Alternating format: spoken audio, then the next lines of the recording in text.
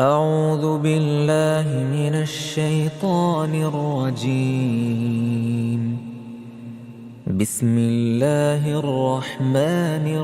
الرحيم. الحمد لله الذي أنزل على عبده الكتاب ولم يجعل له عوجا قيما لينذر بأسا شديدا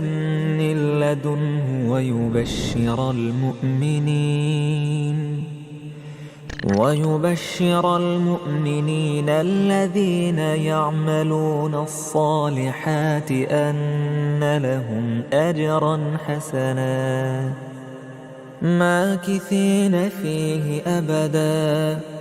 وينذر الذين قالوا اتخذ الله ولدا ما لهم به من علم ولا لآبائهم كبرت كلمة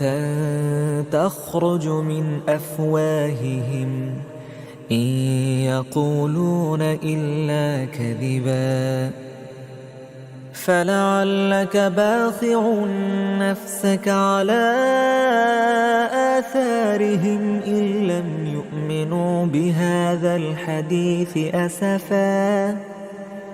إنا جعلنا ما على الأرض زينة لها لنبلوهم أيهم أحسن عملا وإنا لجاعلون ما عليها صعيدا جرزا أم حسبت أن أصحاب الكهف والرقيم كانوا من آياتنا عجبا إذ أوى الفتية إلى الكهف فقالوا ربنا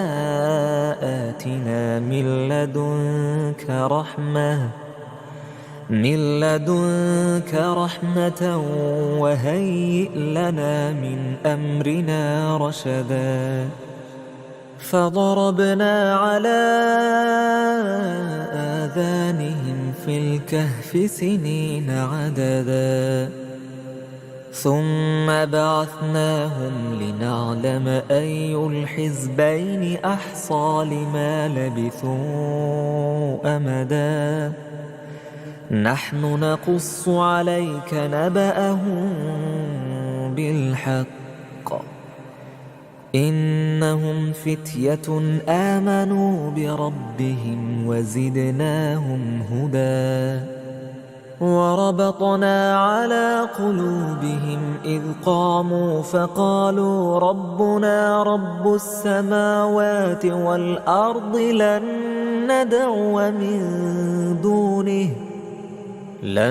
ندعو من دونه إلها لقد قلنا إذا شططا هؤلاء قومنا اتخذوا من دونه آلهة لولا يأتون عليهم بسلطان بين فمن أظلم ممن افترى على الله كذبا وإذ اعتزلتموهم وما يعبدون إلا الله فأووا إلى الكهف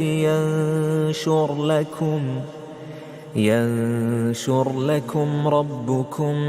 من رحمته ويهيئ لكم من أمركم مرفقا وترى الشمس إذا طلعت تزاور عن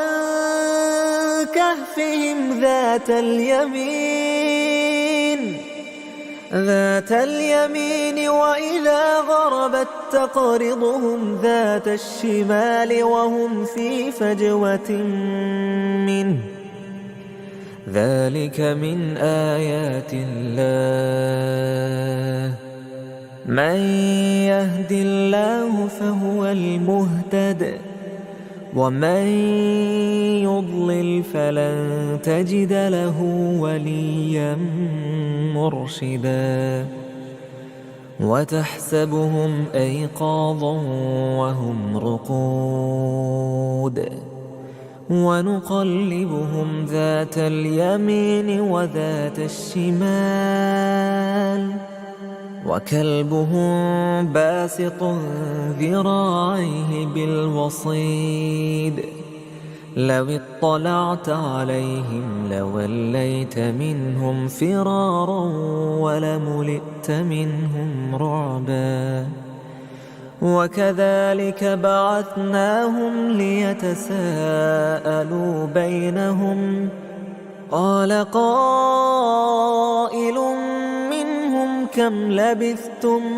قالوا لبثنا يوما أو بعض يوم قالوا ربكم أعلم بما لبثتم فابعثوا أحدكم بورقكم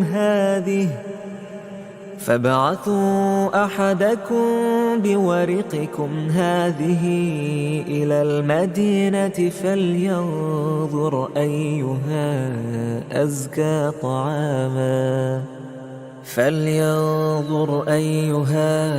أزكى طعاما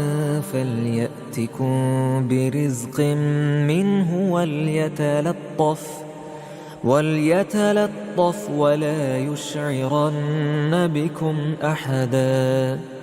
إنهم إن يظهروا عليكم يرجموكم أو يعيدوكم في ملتهم ولن تفلحوا إذا أبدا وكذلك أعثرنا عليهم ليعلموا أن وعد الله حق وأن الساعة لا ريب فيها إذ يتنازعون بينهم أمرهم فقالوا ابنوا عليهم بنيانا ربهم أعلم بهم قال الذين غلبوا على أمرهم لنتخذن عليهم مسجدا سيقولون ثلاثة رابعهم كلبهم ويقولون خمسة سادسهم كلبهم رجما بالغيب ويقولون سبعة وثامنهم كلبهم قل ربي أعلم بعدتهم ما يعلمهم إلا قليل فلا تمار فيهم إلا مراء ظاهرا ولا تستفت فيهم منهم أحدا ولا تقولن لشيء إني فاعل ذلك غدا إلا أن يشاء الله واذكر ربك إذا نسيت وقل عسى أن يهديني ربي لأقرب من هذا رشدا ولبثوا في كهفهم 300 سنين وازدادوا 9 قل الله أعلم بما لبثوا له غيب السماوات والأرض أبصر به وأسمع ما لهم من دونه من ولي ولا يشرك في حكمه أحدا واتل ما أوحي إليك من كتاب ربك لا مبدل لكلماته ولن تجد من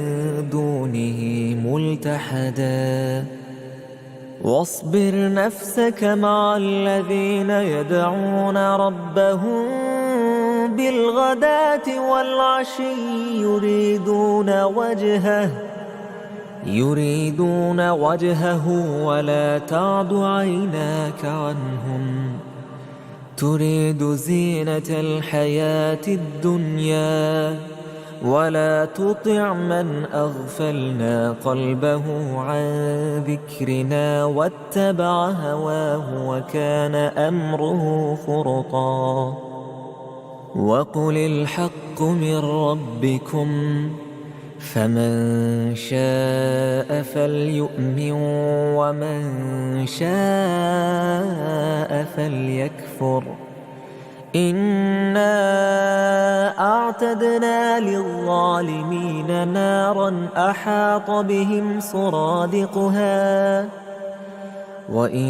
يستغيثوا يغاثوا بماء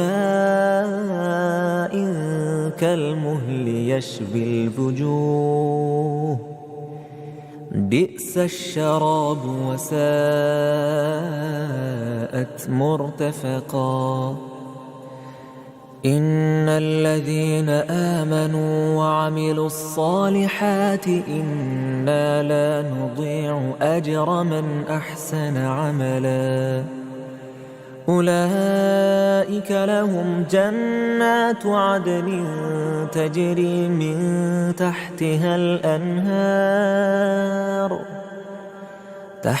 الأنهار يحلون فيها من أساور من ذهب ويلبسون ثيابا خضرا من سندس وإستبرق متكئين فيها على الأرائك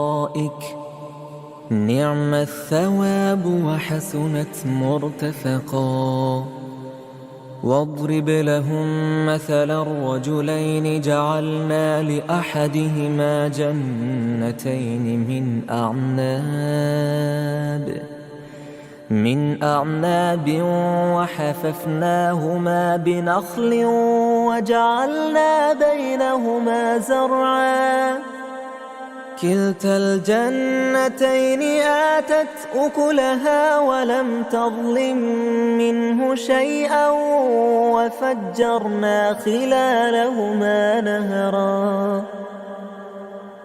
وكان له ثمر فقال لصاحبه وهو يحاوره أنا أكثر منك مالا وأعز نفرا ودخل جنته وهو ظالم لنفسه قال ما أظن أن تبيد هذه أبدا وما أظن الساعة قائمة ولئن رددت إلى ربي لأجدن خيرا منها منقلبا قال له صاحبه وهو يحاوره أكفرت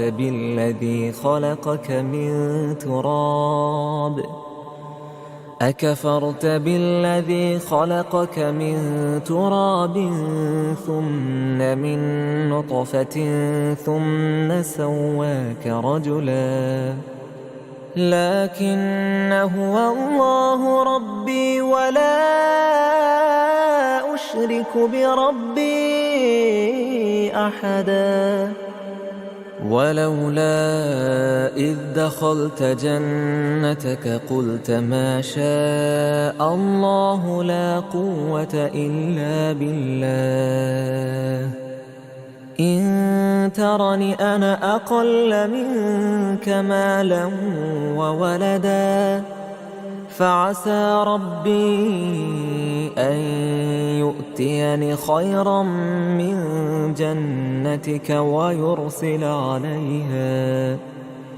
ويرسل عليها حسبانا من السماء فتصبح صعيدا زلقا أو يصبح ماؤها غورا فلن تستطيع له طلبا وأحيط بثمره فأصبح يقلب كفيه على ما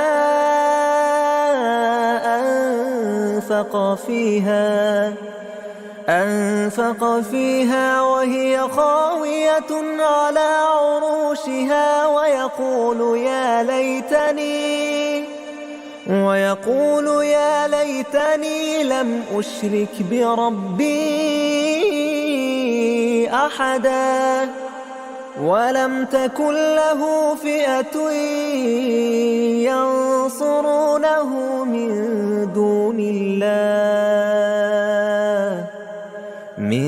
دون الله وما كان منتصرا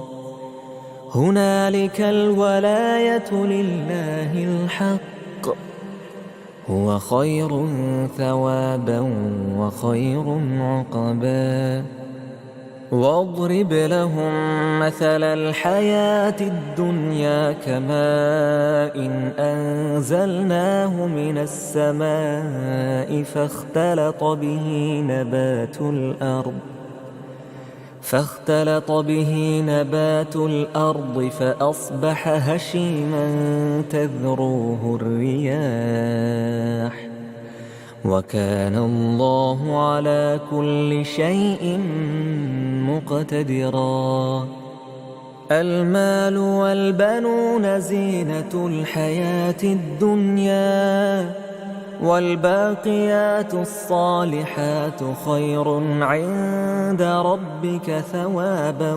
وخير أملا ويوم نسير الجبال وترى الأرض بارزة وحشرناهم فلم نغادر منهم أحدا وعرضوا على ربك صفا لقد جئتمونا كما خلقناكم أول مرة بل زعمتم أن لن نجعل لكم موعدا ووضع الكتاب فترى المجرمين مشفقين مما فيه ويقولون يا ويلتنا ما لهذا الكتاب لا يغادر صغيرة ولا كبيرة إلا أحصاها ووجدوا ما عملوا حاضرا ولا يظلم ربك أحدا وإذ قلنا للملائكة اسجدوا لآدم فسجدوا إلا إبليس كان من الجن ففسق عن أمر ربه أفتتخذونه وذريته أولياء من دوني وهم لكم عدو بئس للظالمين بدلا ما أشهدتهم خلق السماوات والأرض ولا خلق أنفسهم وما كنت متخذ المضلين عضدا ويوم يقول نادوا شركائي الذين زعمتم فدعوهم فلم يستجيبوا لهم وجعلنا بينهم موبقا ورأى المجرمون النار فظنوا أنهم مواقعوها ولم يجدوا عنها مصرفا ولقد صرفنا في هذا القرآن للناس من كل مثل وكان الإنسان أكثر شيء جدلا وما منع الناس أن يؤمنوا إذ جاءهم الهدى ويستغفروا ربهم إلا أن تأتيهم سنة الأولين أو يأتيهم العذاب قبلا وما نرسل المرسلين إلا مبشرين ومنذرين ويجادل الذين كفروا بالباطل ليدحضوا به الحق واتخذوا آياتي وما أنذروا هزوا ومن أظلم ممن ذكر بآيات ربه فأعرض عنها ونسي ما قدمت يداه إنا جعلنا على قلوبهم أكنة أن يفقهوه وفي آذانهم وقرا وإن تدعوهم إلى الهدى فلن يهتدوا إذن أبدا وربك الغفور ذو الرحمة لو يؤاخذهم بما كسبوا لعجل لهم العذاب بل لهم موعد لن يجدوا من دونه موئلا وتلك القرى أهلكناهم لما ظلموا وجعلنا لمهلكهم موعدا وإذ قال موسى لفتاه لا أبرح حتى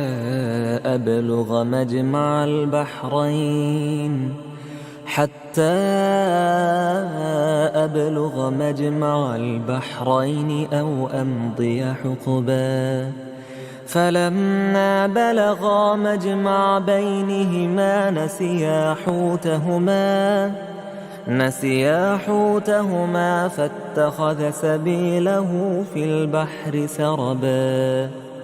فلما جاوزا قال لفتاه آتنا غداءنا لقد لقينا من سفرنا هذا نصبا قال أرأيت إذ أوينا إلى الصخرة فإني نسيت الحوت وما أنسانيه إلا الشيطان أن أذكره واتخذ سبيله في البحر عجبا قال ذلك ما كنا نبغ فارتدا على آثارهما قصصا فوجدا عبدا من عبادنا آتيناه رحمة من عندنا وعلمناه من لدنا علما قال له موسى هل أتبعك على أن تعلمني مما علمت رشدا قال إنك لن تستطيع معي صبرا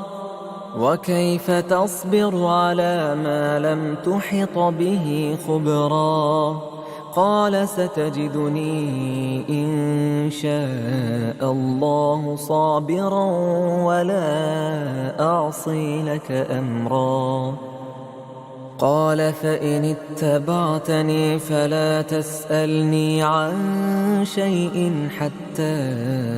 أحدث لك منه ذكرا فانطلقا حتى إذا ركبا في السفينة خرقها قال أخرقتها لتغرق أهلها لقد جئت شيئا إمرا قال ألم أقل إنك لن تستطيع معي صبرا قال لا تؤاخذني بما نسيت ولا ترهقني من أمري عسرا فانطلقا حتى إذا لقيا غلاما فقتله قال أقتلت نفسا زكية بغير نفس لقد جئت شيئا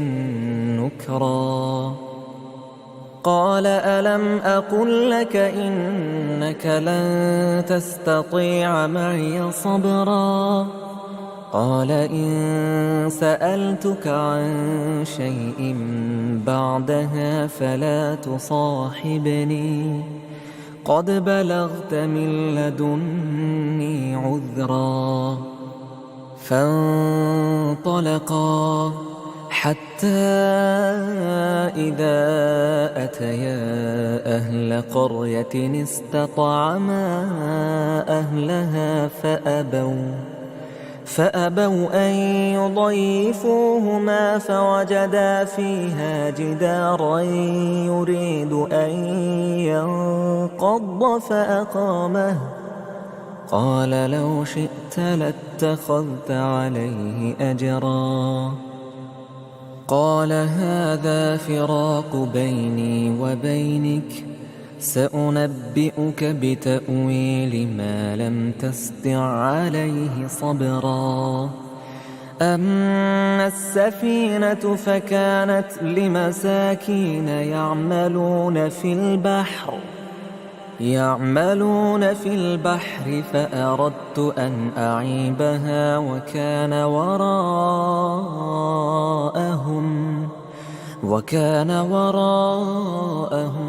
ملك يأخذ كل سفينة غصبا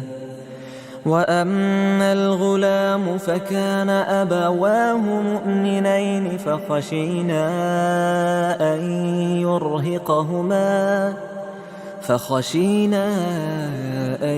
يرهقهما طغيانا وكفرا فأردنا أن يبدلهما ربهما خيرا منه زكاة وأقرب رحما وأما الجدار فكان لغلامين يتيمين في المدينة وكان تحته كنز لهما وكان أبوهما صالحا فأراد ربك أن يبلغا أشدهما ويستخرجا كنزهما رحمة من ربك وما فعلته عن أمري ذلك تأويل ما لم تستطع عليه صبرا ويسألونك عن ذي القرنين قل سأتلو عليكم منه ذكرا إنا مكنا له في الأرض وآتيناه من كل شيء سببا فأتبع سببا حتى إذا بلغ مغرب الشمس وجدها تغرب في عين حمئة ووجد عندها قوما قلنا يا ذا القرنين إما أن تعذب وإما أن تتخذ فيهم حسنا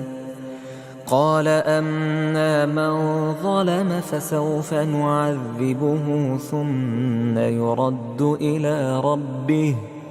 ثم يرد إلى ربه فيعذبه عذابا نكرا. وأما من آمن وعمل صالحا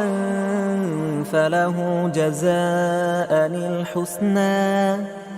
وسنقول له من أمرنا يسرا. ثم أتبع سببا حتى إذا بلغ مطلع الشمس وجدها تطلع على قوم لم نجعل لهم من دونها سترا. كذلك وقد أحطنا بما لديه خبرا. ثم أتبع سببا حتى إذا بلغ بين السدين وجد من دونهما قوما لا يكادون يفقهون قوما. قالوا يا ذا القرنين إن يأجوج ومأجوج مفسدون في الأرض فهل نجعل لك خرجا على أن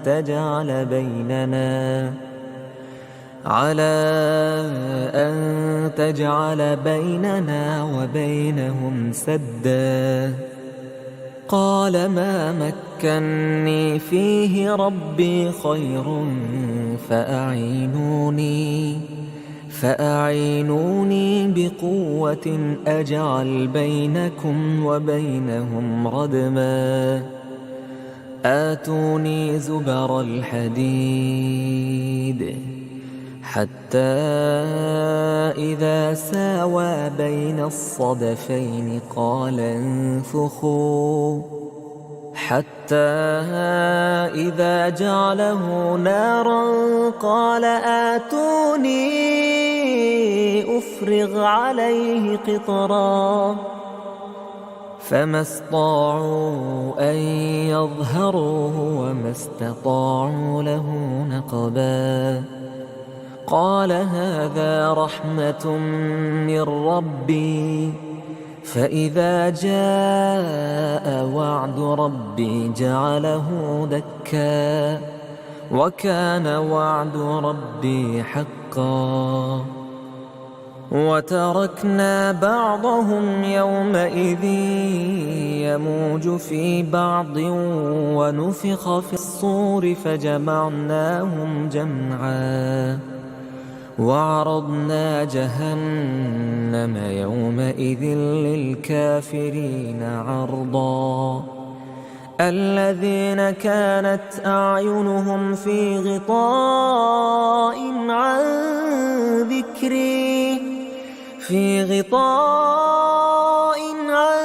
ذكري وكانوا لا يستطيعون سمعا. أفحسب الذين كفروا أن يتخذوا عبادي من دوني أولياء إنا أعتدنا جهنم للكافرين نزلا. قل هل ننبئكم بالأخسرين أعمالا الذين ضل سعيهم في الحياة الدنيا وهم يحسبون أنهم يحسنون صنعا. أولئك الذين كفروا بآيات ربهم ولقائه فحبطت أعمالهم فلا نقيم لهم يوم القيامة وزنا. ذلك جزاؤهم جهنم بما كفروا واتخذوا آياتي ورسلي هزوا. إن الذين آمنوا وعملوا الصالحات كانت لهم جنات الفردوس نزلا خالدين فيها لا يبغون عنها حولا قل لو كان البحر مدادا لكلمات ربي لنفد البحر قبل أن تنفد كلمات ربي ولو جئنا بمثله مددا قل إنما أنا بشر مثلكم يوحى إلي أنما إلهكم إله واحد فمن كان يرجو لقاء ربه فليعمل عملا صالحا ولا يشرك بعبادة ربه أحدا.